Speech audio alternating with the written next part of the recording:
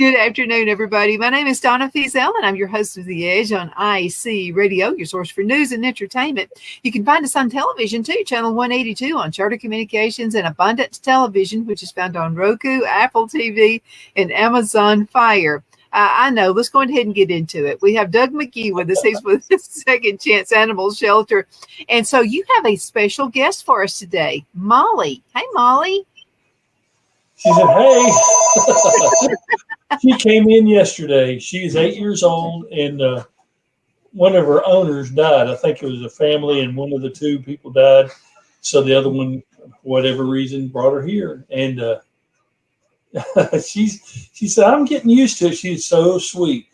I don't know what she is, Chihuahua something, but she's hefty. She's got Chihuahua in her. I can tell by the face, but then she's got some other dog in her too. Oh yeah, I don't want to say she's plump because she might get your feelings hurt. Tell a female she's plump. Big boned. She's got Even if it's a dog. She's got a thyroid problem. Sounds like it. I think they also mourn, don't they? She looks just a little bit sad, like she's missing her owner. She is. Now we let her. She's what we call an office dog, and so she's walking around. Everybody's loving on her. She'll adjust pretty quick. She said, "I'm kind of trying to figure things out." The good news is she has already got a foster, if not an adopter, in Wisconsin. So Friday she will be on her way north. So, and then she can hopefully start her new life with a family and be okay. She's just so sweet. She really is a sweet, sweet dog, aren't you? She's a doll. She absolutely is. You know, your place is it's a good resource, and I love your Facebook page. You guys keep it updated really well. Yeah, we update Facebook regularly. We've got a lot of help doing it. So a lot of it's volunteers that stay on top of it. Facebook has been a huge part of what we do. Mm-hmm. I mean, it really has. It's been able to keep people informed of what events and what do we need and all this stuff. One time we needed dog food, and we put a post on Facebook, and within a day we had almost 2 tons brought to us. So, I mean, Facebook has been a huge part of what we do. And any shelter it's a big part of what they do. Mm-hmm, absolutely. Oh, and we had an event at the Cowboy Church in Boaz. And so this lady walked up to me and she said, I know you from somewhere. And then another lady said she has that show, and she was with the sewing club. And she said, yeah, she said, we watched you and that gentleman on Second Chance Animal Shelter. Well, gentlemen, that's an odd thing. That's a lot different than what Wanda called me when she had her a few weeks ago. But anyway, go ahead. You are a gentleman. You really are. And they're really impressed with you guys, too. I forgot how many blankets she said they did for you guys. I think it was nearly 100. I really can't remember because they came in and went out. Yeah, the blankets, I still want to get that going, but that's such a big – you don't realize that we get about 100 dogs a month travel through our shelter, and the goal has always been to give a blanket, send a blanket with the dog, kind of like a comfort blanket or whatever. So that's 1,200 blankets in a year. That's a lot of sewing, whatever you got to do to them. So I'd still like to do it. I still think it'd be a neat whatever. Yeah, I'll put a bug at this. We're going to church there, and so Boaz Cowboy Church now. Okay. Yeah. I can't remember the lady's name that came out. It's a real nice lady, and I know other people that have gone there or do go there. Yeah, it's a great place. Was it Lisa? I think it's right. I think that's correct. Lisa, yeah. Lisa. She's one that usually distributes everything. They do some great community, but yeah, I'll see if they can do something else. I know they're always looking for more projects. So okay, good. That's awesome. Now, the blanket thing really is it's just a dream. I'd like to every dog when they leave here, they get a piece of the shelter goes with them. Something that can, I don't know. It's just an idea. That just also tells you again, they have feelings. Animals have feelings. And that security blanket, it's just like a little baby with a security blanket. Or me with my security blanket when it's so cold in the house, I can't stand it this time. But Phil is very hot-natured. I'm very cold-natured. So I have to wrap up in my security blanket as well. Well, when we got married in Utah, and the people we went at a city hall in Spanish Fork, and the people there gave us as a wedding gift. Whoops, another dog got crazy about Molly. But anyways, they gave us a wool blanket. I guess signed in Utah. But anyways, that's mine. I've wore it out now. We've been married 16 years, and it's got tattered and smells like dog normally. But that's my blanket. That's I love my wool blanket from the people in Utah. Animals like something to cuddle up to. I've even had dogs that love stuffed animals. Oh yeah, we've got a dog at home that she's normally under a blanket of some kind. Now she will get Wanda's. If Wanda has a laundry basket with her dirty clothes in there, every time that dog would go, and she won't ever get my clothes. I don't know what the connection is. She smells one, and then she'll drag Wanda's clothes in there on the couch, and she'll hide underneath them. So of course, Wanda go looking for her clothes, and of course half of them are on the couch because she'll get a T-shirt or whatever and bring it in there and lay underneath it. So there's definitely a connection. We think, I still say 1,000 years from now, we'll know a whole lot more about how we're connected. And when we do, we're going to be kind of sad about how we did things in the past. I really believe that someday we'll look back and say, man, I can't believe people back in the day did animals like they did, because there's just, I think we're going to figure it out over time. I think so too. Absolutely. Yeah, and again, you and I have talked about this several times. Animals, like Greenlee does the same thing your dog does to Wanda. Greenlee likes to lay on our clothes, and just wherever we've been. And so when Phil is working in his office, if he ever gets up to go get a snack or something like that, Greenlee jumps up into that chair. Wants to sit there where Phil sits. If I get up to go to the kitchen, come back, there's always a cat or a dog. And of course, and it's funny, they don't understand, but I will do like that, and they move. I don't have to say a word. I just say, okay. Or I may say, and do like that. And the cat or dog, they'll move on out of the way. It's like they just want to sit in your warm spot for a minute.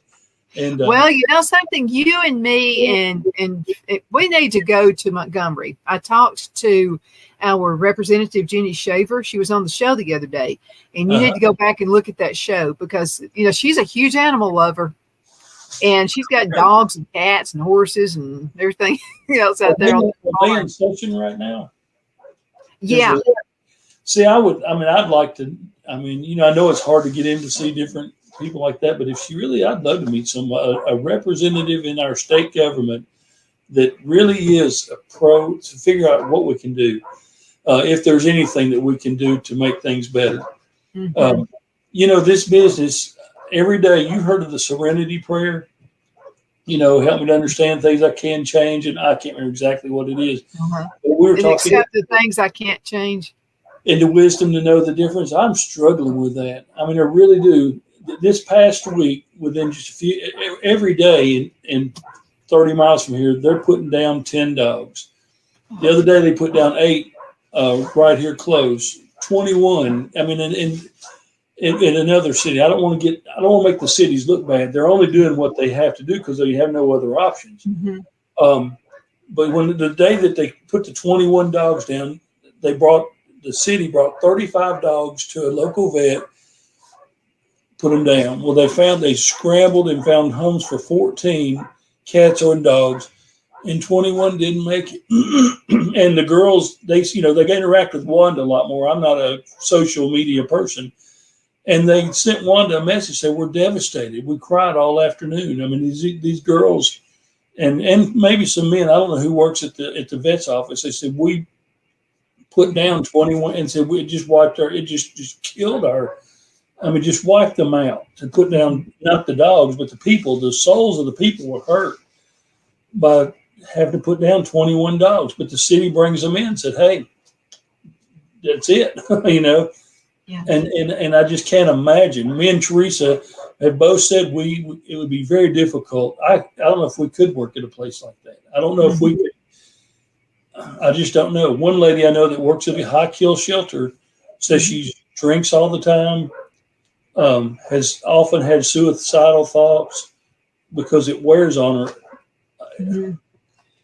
I don't know. Then we can change that. Somehow we've got to change that. Well, let's talk about some of the ways. And by the way, if you get a litter of kittens, I want them. Okay.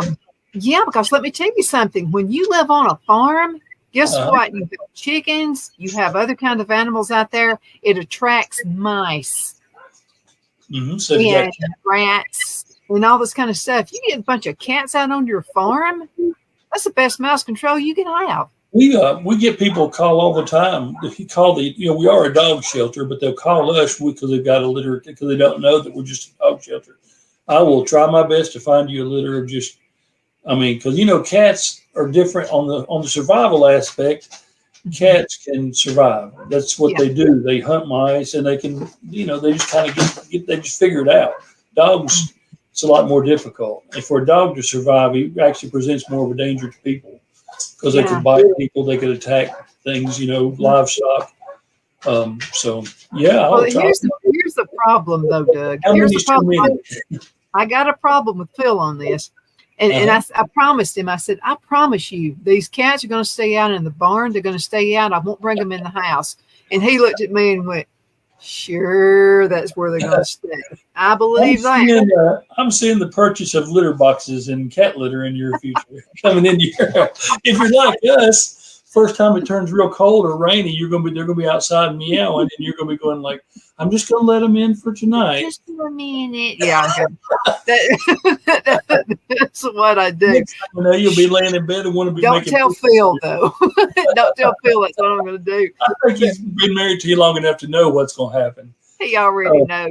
He's already got me pegged. He said, but for the people who aren't as I am, if you have a farm and a lot of people are getting chickens now.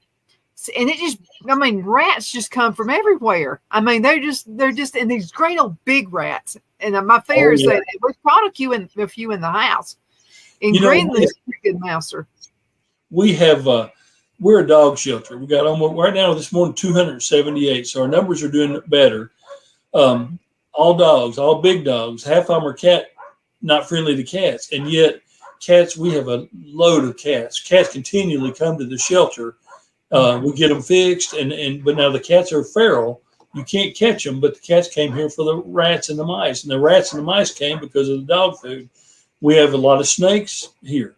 You look up every now and then. One of the girls is working, and we have a couple of pear trees on the property, and she said she heard something hit the ground behind her, and it startled her. And a lot of the girls here would have passed out, but she said, and a snake had fallen on the ground from the tree, fallen on the ground behind her.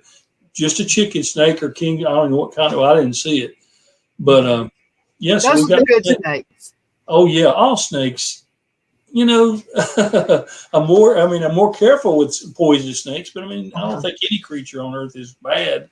But we just got to be more careful with some. But that's the kind of snake you want to get rid of the rats, and they come in. So we've had so many weird animals show up here. One day I went out and 4 hogs. A truck had wrecked like a mile from here with a trailer with some hogs on it, and they came here. They made it a mile, and it was so hard to turn them back over to the guy that lost them because I probably ate one of those hogs at some point in the near couple weeks after that. They probably ended up on my breakfast plate.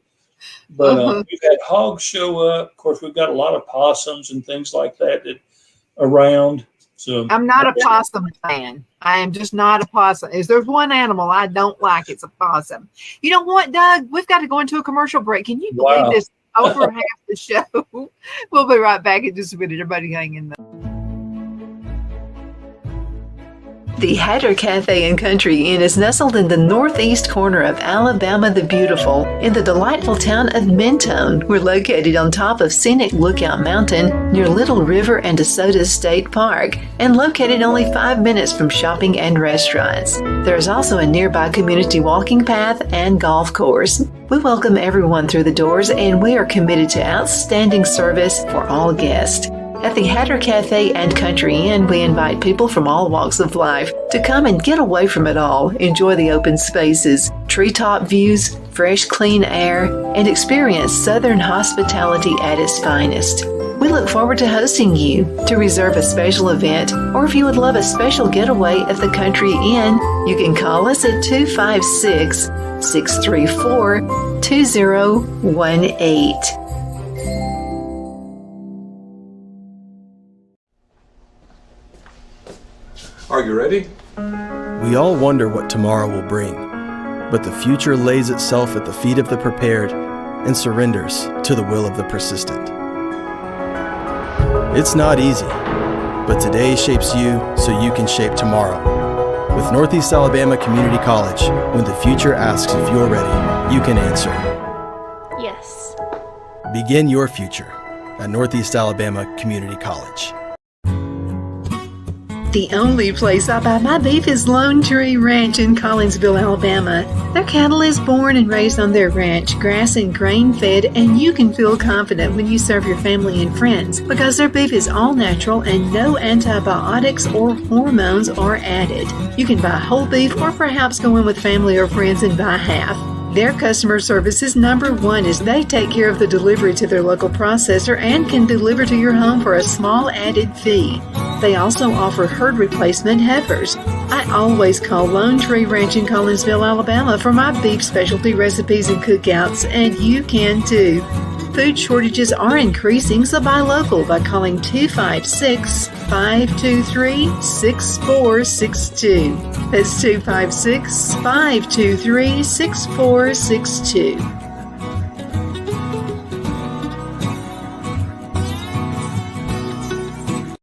Wow, it's so soft and smooth. It's cool to the touch. How did you do that? Well, we took MyPillow's patented fill and combined it with this new technology that we didn't have back then when I invented MyPillow to bring you the best pillow in history, MyPillow 2.0.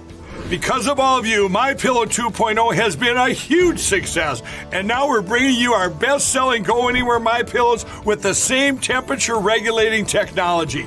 Made with my patented adjustable fill and brand-new cooling fabric, they're truly the next generation of MyPillow. So go to MyPillow.com or call the number on your screen. Use your promo code to save over 60% on our MyPillow 2.0 4-pack special. You'll get 2 MyPillows and 2 Go Anywhere MyPillows, regular $259.92, now only $99.98. King size just $10 more. This is a limited time offer, so please order now.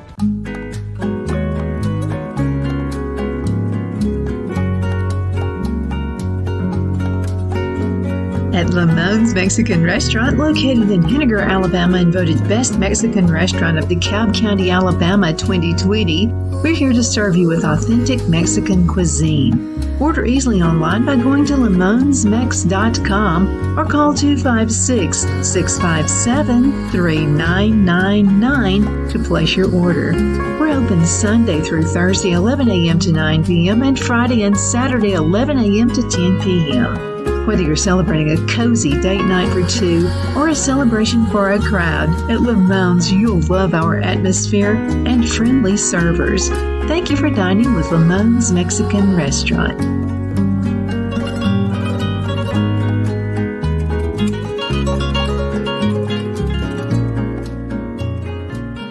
Jeff McCurdy of the McCurdy Law Firm has been a public service of this area for over 10 years. McCurdy, a member of the Henniger City Council, serves as prosecutor for the town of Sylvania and was named public defender for the city of Rainsville.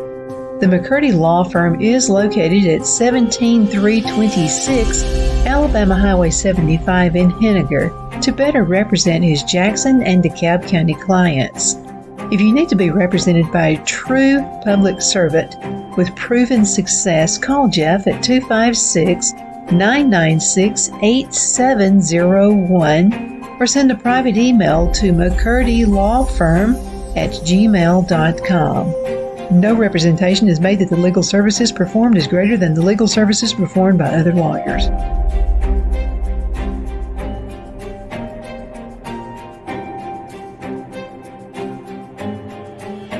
Hey, we are back.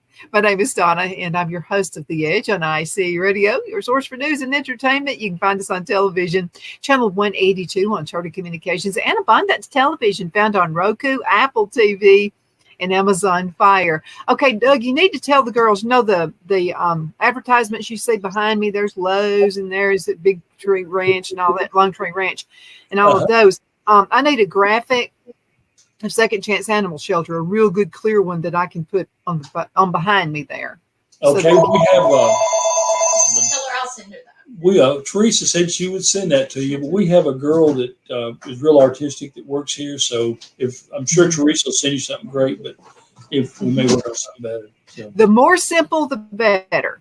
It doesn't need to be too much stuff on it because they miss it if it's too much. So very, very simple graphic would work really good. Okay. So, our symbol is pretty. She'll get that to you probably in the next minute or two. Okay, So, I'll throw it in there. I'll toss it. Okay, we're back from break, and I have Doug McGee. He's with Second Chance Animal Shelter, and they're located in Boaz, Alabama. Now, you guys are right into DeKalb County right before you get to Marshall County.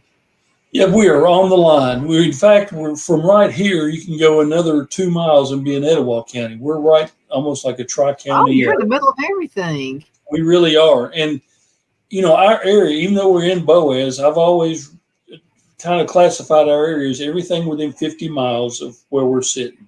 And the reason being that is the most likely the area that I can actually have an effect on. I really can't affect anything going on in China. I can't affect anything going on in Washington, D.C. state or something. Very little effect. We have an effect because we can vote. Yeah, we can vote. We can have some effect. Yeah, and we send dogs all across the country. We're having an effect everywhere. If one of our dogs goes somewhere, it's having an effect.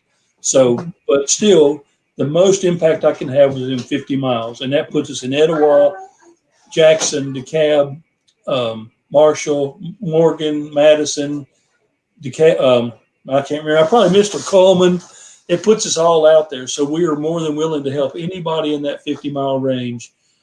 If we can help, we really try to. Well, you guys also have been in Jackson County. Oh, yeah. Out that way, too. Yeah, we've been in Jackson County. There's another one. We get calls all there from all the time. And it's far enough away.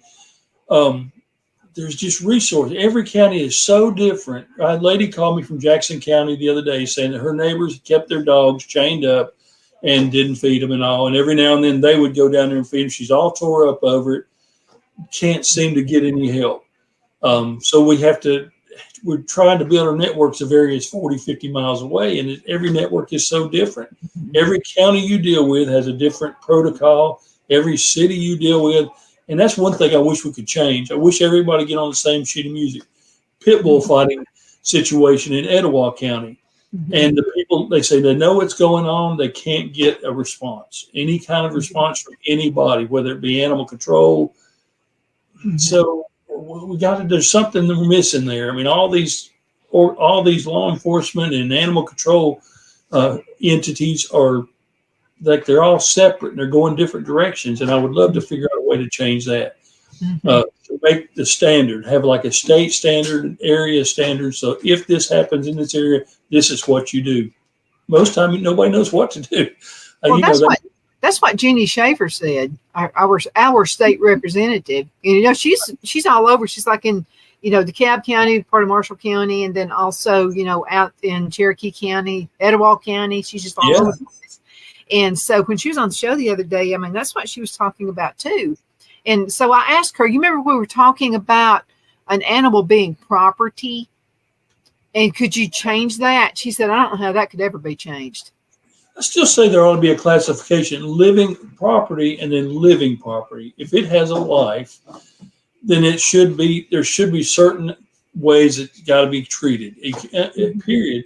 Right within a quarter mile from here, there's a farm that has 1 acre and probably 40 head of cattle in it. And that's where they live. There is not a blade of grass to be grazed. Because, when my granddad had a cattle ranch, he always, I remember him talking about 1 acre per cow. That was just kind of his standard. He had 40 head of cow. He had 52 acres. He was good. He never went over 50 or so cows because they have grazing land. Well, these have no grazing land. And I felt so sorry for him one day. Now, he feeds them. I'll give him that. He gives them hay and whatever else. but they need grass to graze on. They do. One day there's a road, and right across the road they were bush hogging, and every cow is lined up along that fence watching them. And then maybe it's curiosity, but in my mind, I felt sorry for them, thinking they're seeing that grass being cut, and here they are. They cannot get to it, and there's not a blade of grass. I mean, anywhere. It's just a big, not mud most of the time. Right now it's dry, but it's just a big dirt field. And now, once again, they're not. Some of them are thin, but overall, he feeds them. I know they feed them every day, and I don't think that he's a bad person. But there's no graze. Cows should graze. That's what that's their job, and to keep them in a small area, that many head. I just think there should be something that shouldn't be allowed. That just seems. Lone Tree Ranch is where we buy all of our beef, and they're located in Collinsville, pretty close to. Not too far from Fort Payne, so they're in a real good area. Actually, the folks who own it he's the pastor of the Cowboy Church up in Mountain Isle, out in Mountain. What did you Lookout Mountain? Yeah, Lookout Mountain. Yeah. And so their beef is grass fed, and I'm just telling you, there's a difference in the taste. Oh, if you just feed them grain all the time, then they don't get green grass. There's a difference in it. Oh, my granddad, he had all, they always had onions, I think is what he said. If they ate onions, you could tell the difference. But yeah, I mean, to me, a cow, when you go through, there's nothing more pleasant than seeing a herd of cattle in a big pasture, and they're all eating. That's all they do pretty much is eat and poop, but that's what they do. I mean, that's what their place is. And I love seeing a herd of cattle on an open pasture.